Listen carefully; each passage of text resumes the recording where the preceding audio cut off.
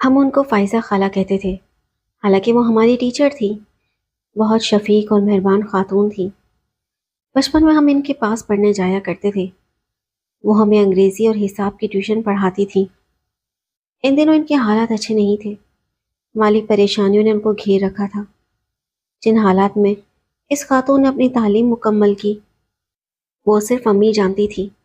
گھر ساتھی ہو تو آدھی مشکلات دور ہو جاتی ہے، مگر فائزہ خالہ کا مسئلہ یہ تھا کہ اکیلی کیسے رہے۔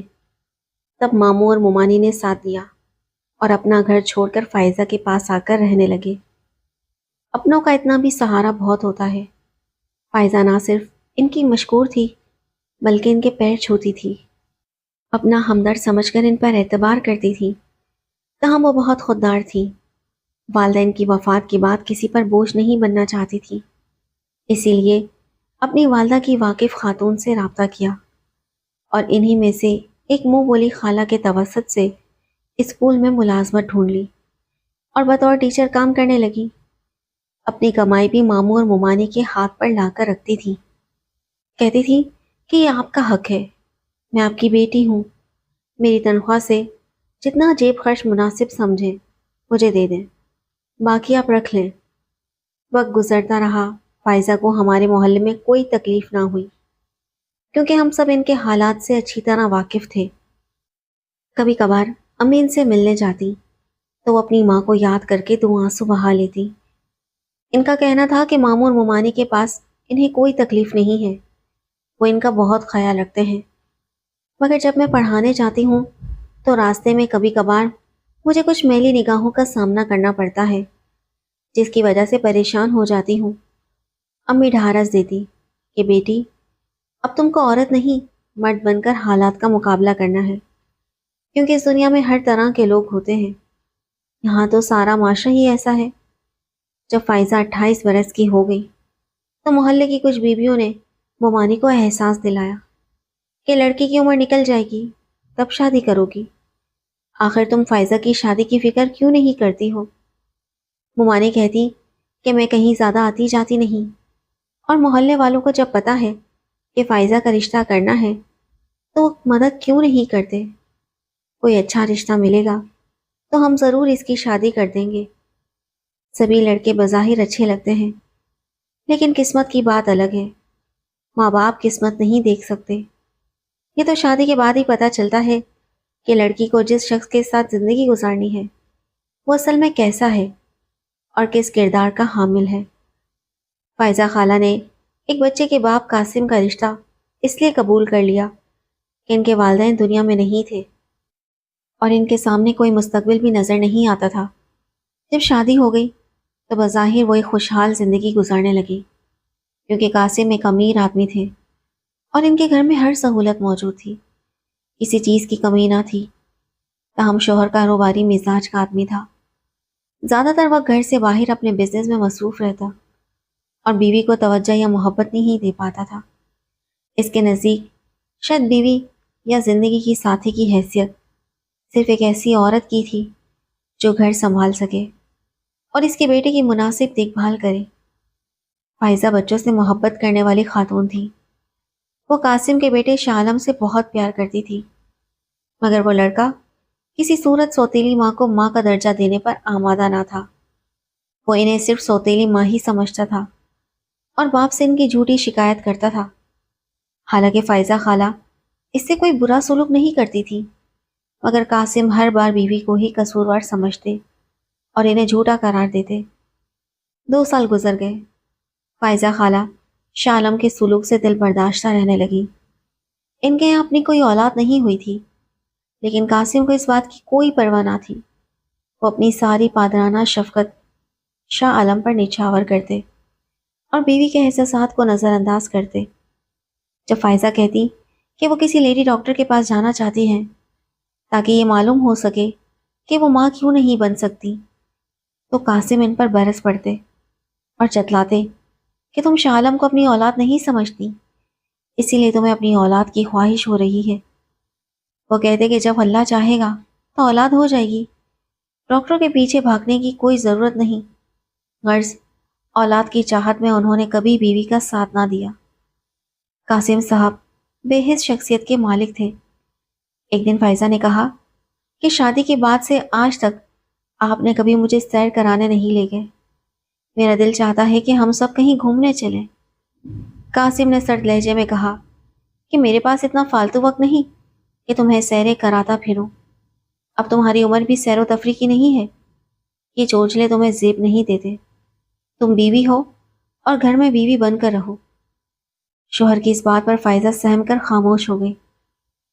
قدرت کا کرنا ایسا ہوا کہ تھوڑی ہی دیر بعد شاہ عالم گھر آیا اور بولا، ابو چھٹیاں ہیں اور میرے کئی دوست مری جا رہے ہیں، آپ بھی مجھے وہاں لے چلیں۔ تب قاسم نے فائزہ سے کہا کہ اگر تم بھی ہمارے ساتھ جانا چاہتی ہو تو چلو، ہم مری جا رہے ہیں۔ فائزہ حیران رہ گئی کہ ابھی تو وہ اس بات پر ناراض ہو رہے تھے اور اب فوراً تیاری کر لی ہے، مگر انہوں نے خاموشی سے اپنا بیگ تیار کر لیا تاکہ شوہر یہ نہ کہہ سکے کہ تم میری بیٹی کی خوشی سے جل گئی ہو۔ وہ لوگ 10 دن مری میں رہے۔ باپ بیٹا سیر کو نکل جاتے اور فائزہ ہوٹل کے کمرے میں اکیلی بیٹھی رہتی۔ ان کا کوئی خیال نہیں رکھا جاتا تھا۔ 10 دن بعد شاہ عالم نے کہا کہ ابو اب ہمیں واپس جانا چاہیے۔ اس دن موسم بہت خراب تھا، بارش ہو رہی تھی۔ فائزہ نے نرمی سے کہا کہ موسم سازگار نہیں، بہتر ہوگا کل چلیں، مگر شاہ عالم ضدی تھا۔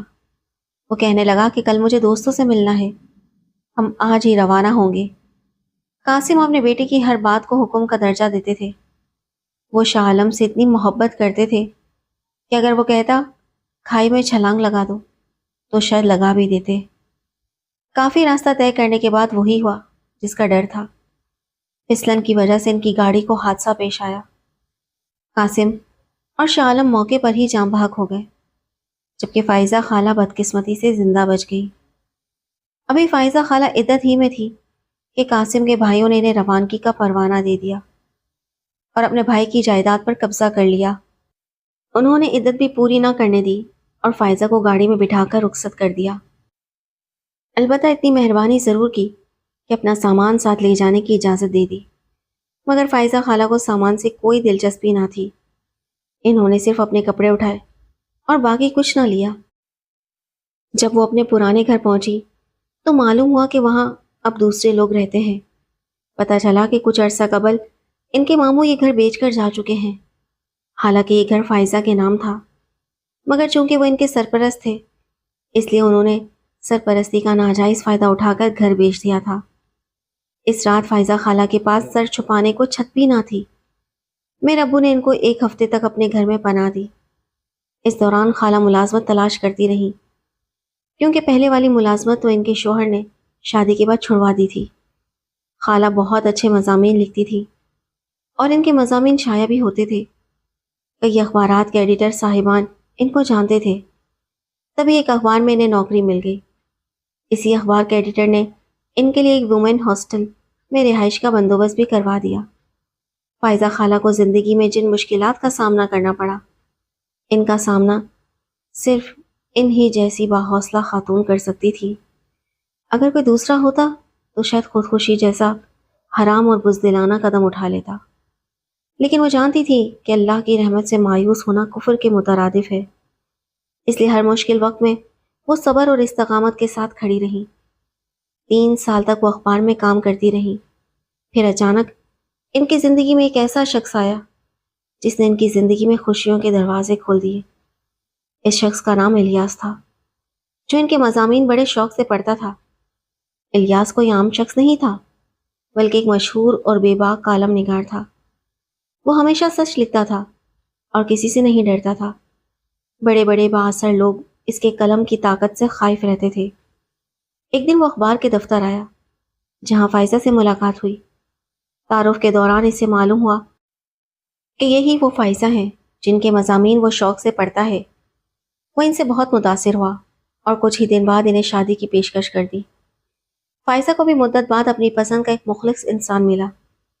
کچھ دن سوچ و بچار کے بعد انہوں نے یہ رشتہ قبول کر لیا اور دونوں شادی کے بندھن میں بندھ گئے۔ شادی کے بعد خالہ نے ملازمت چھوڑ دی اور نئی زندگی کا آغاز کیا۔ یہ زندگی بہت خوبصورت تھی کیونکہ دونوں میاں بیوی میں ذہنی ہم آہنگی اور محبت تھی۔ جب میاں بیوی ایک دوسرے کا احترام کریں تو زندگی جنت بن جاتی ہے۔ فائزہ خالہ اور الیاس صاحب کی شادی گویا ایک نئی صبح کی نوید تھی۔ فائزہ خالہ جنہوں نے زندگی کی ہر آزمائش صبر اور وقار سے سہی تھی، اب ایک ایسے شخص کی شریک حیات بن چکی تھی جو ان کے دکھ درد کو نہ صرف سمجھتا تھا بلکہ ان کے ہر احساس کو عزت دیتا تھا۔ الیاس صاحب کی شخصیت میں ٹھہراؤ اور شفقت تھی۔ وہ فائزہ کو صرف اپنی بیوی نہیں بلکہ ایک ہم سفر، ایک دوست اور ایک فکری ساتھی کے طور پر دیکھتے تھے۔ شادی کے بعد فائزہ خالہ نے ملازمت چھوڑ دی تھی، مگر انہوں نے لکھنا نہیں چھوڑا۔ اب وہ الیاس صاحب کے مشورے اور تعاون سے باقاعدہ کالم لکھنے لگی، جس میں خواتین کے حقوق، تعلیم، معاشرتی مسائل اور خود مختاری جیسے موضوعات پر ان کے گہرے تجزیے شائع ہوتے۔ ان کے مضامین نہ صرف عام خواتین کو حوصلہ دیتے بلکہ کئی اداروں میں اصطلاحات کا باعث بھی بنتے۔ کچھ ہی سالوں میں ان کا شمار ملک کی ممتاز دانشور خواتین میں ہونے لگا۔ ان کی زندگی کی داستان کو سن کر نہ صرف نوجوان لڑکیاں متاثر ہوتیں بلکہ وہ ان سے مشورے لینے آتیں۔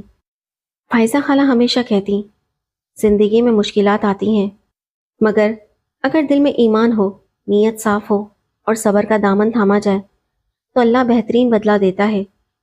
اللہ نے ان کی زندگی میں نہ صرف عزت وقار دیا بلکہ انہیں ماں بننے کی نعمت سے بھی نوازا۔ کچھ سال بعد اللہ نے ان کو ایک بیٹی سے نوازا جس کا نام انہوں نے ماہنور رکھا، وہ روشنی جو ان کی اندھیری زندگی میں چراغ بن کر آئی تھی۔ الیاس صاحب اور فائزہ خالہ نے اپنی بیٹی کو اعلیٰ تعلیم دلوائی اور آزاد خیال مگر با اخلاق انسان بنایا۔ ماہنور بچپن ہی سے ماں کی طرح لکھنے کا شوق رکھتی تھی اور اس نے بھی قلم کو اپنا ہتھیار بنایا۔ فائزہ خالہ کو اپنی بیٹی پر فخر تھا، مگر وہ ہمیشہ اسے یہی سکھاتی کہ قلم وہی اثر رکھتا ہے جو سچ کے لیے اٹھے اور عدل کے لیے جھکے۔ فائزہ خالہ کی زندگی اگرچہ آزمائشوں سے بھری تھی مگر ان کا انجام باعث قابل رشک تھا۔ وہ نہ صرف ایک باوقار خاتون کی حیثیت سے معاشرے میں پہچانی گئی بلکہ ایک ایسی مثال بن گئی جسے سن کر ہر مایوس دل کو امید کی کرن نظر آنے لگی۔